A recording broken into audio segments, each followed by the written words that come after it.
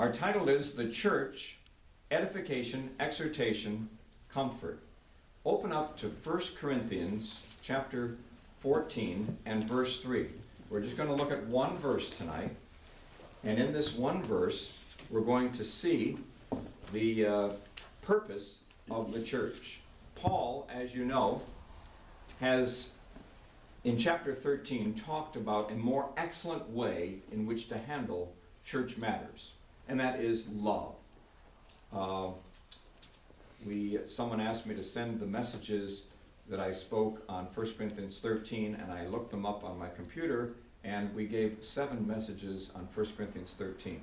There will not be 7 on chapter 14, but we're going to pick verses out of this chapter that I think really speak to us. And in chapter 14, we have Paul's emphasis upon prophecy as being next to the gift of love so important. That's the one he wants us to remember. That's the one which will be of great benefit to us. And so he begins by saying that, prophecy means edification, exhortation, and comfort. First, edification. This building is an edifice. An edifice is where you get the word edification. An edifice is a structure. Now, there are many structures, but Paul is speaking here about a spiritual structure. Peter also used the same thought by saying in 1 Peter 2:5, "You also as living stones are being built up a spiritual house, a holy priesthood, to offer up spiritual sacrifices acceptable to God through Jesus Christ." So we are a building of stones, living stones. Now, as we work together and build together, we are making an edification of ourselves and of the church. So the church, when we gather together, is for edification. The service, the preaching edifies, the communication edifies that goes on between the members of the body, and all of this is geared, the Apostle Paul says, to build up the church, to strengthen the church. We build up each other by our very presence. Have you ever attended a funeral of someone you didn't know? I have many times. Why am I there? I've got plenty of things to do. I'm there to edify one of those that's been bereaved, person who has lost their loved one. I'm there because of that person. And they look back and they see me there. And it strengthens them. And so you go to strengthen others. In the recent, our blog that goes out each day, mentioned that, why would we have gone down to the place where we've gone now 38 years in a row in Escondido when we were both so ill. And my nephew, I think, nailed it when I told him about it, how this went wrong, that went wrong. And, we had a lot of sicknesses, and taking someone to the hospital was very serious, and then my wife to the hospital also. And I had like 2 hours of sleep average per night. Still went. And my nephew said, "You went to see your mother." Mm-hmm. And I said, "What do you mean by that?" And he said, "When you go there, it's like your mother is there again, is alive again." And I started thinking, you probably got something with that. Because it is. She, back in 1974, announced to my father, much to his disdain, that she wasn't going to cook for all his sisters and all their families on Thanksgiving Day when she'd just done the church dinner on Sunday. Mm-hmm. So that's enough.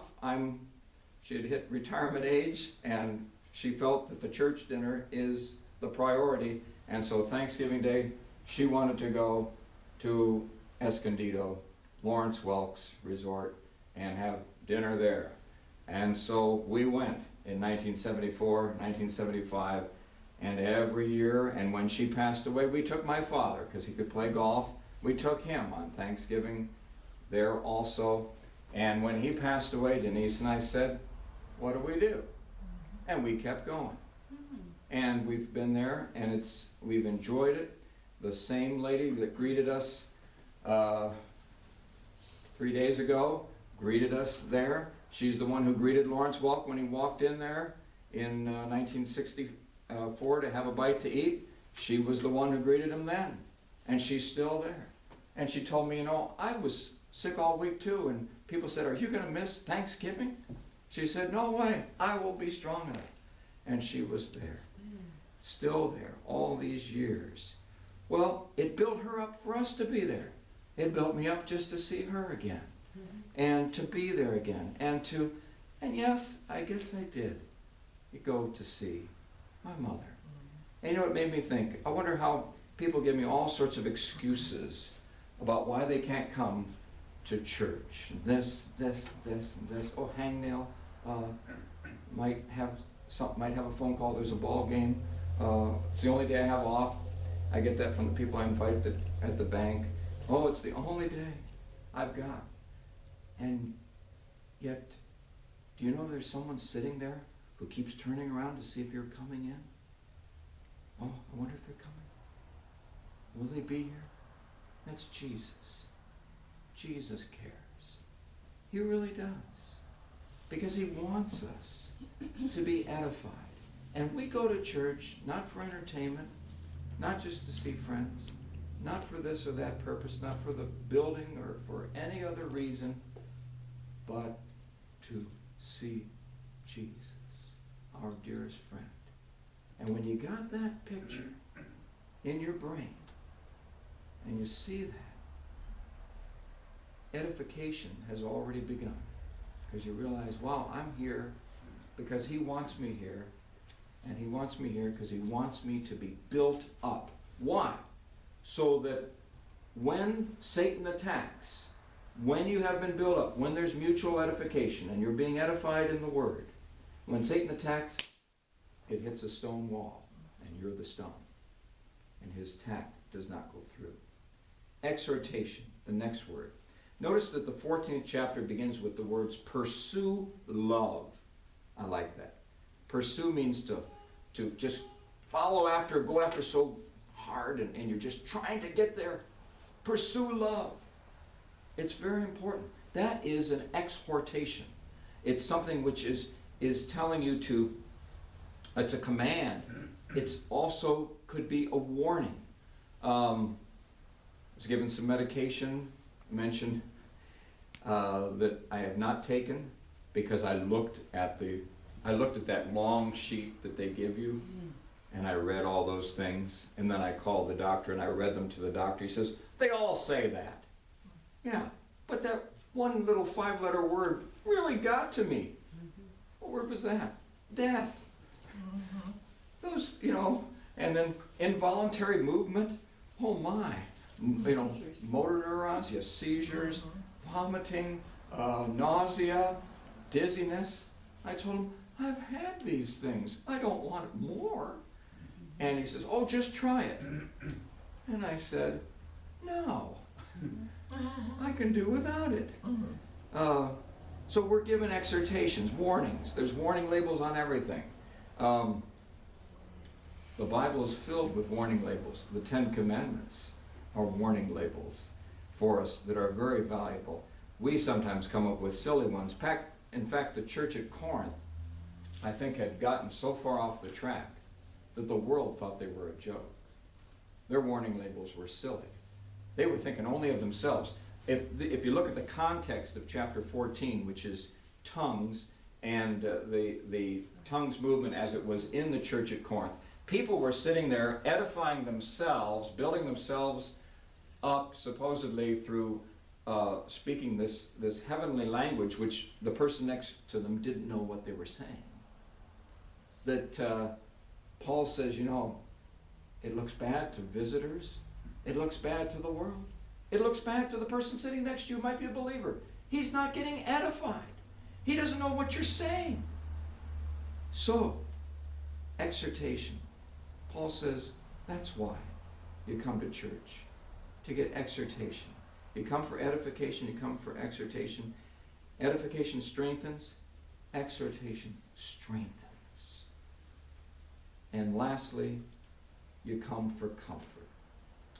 Comfort. I like that Paul puts the word comfort in the midst of these two big words, exhortation, edification, and then this little friendly word, comfort. You think of the comfort in. The one negative that I noticed when you go to a motel, and like we did, was there's people up above you sometimes. Mm-hmm. And for some silly reason, there was a very small child that I guess had really learned how to walk, and walks early in the morning. And you hear this running back and you know, you say, well, I'm here for comfort. I'm not being comforted right now.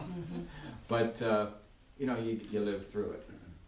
And comfort, though, in the Bible does not refer to soothing, relief of stress, and so forth. Comfort refers to, guess what?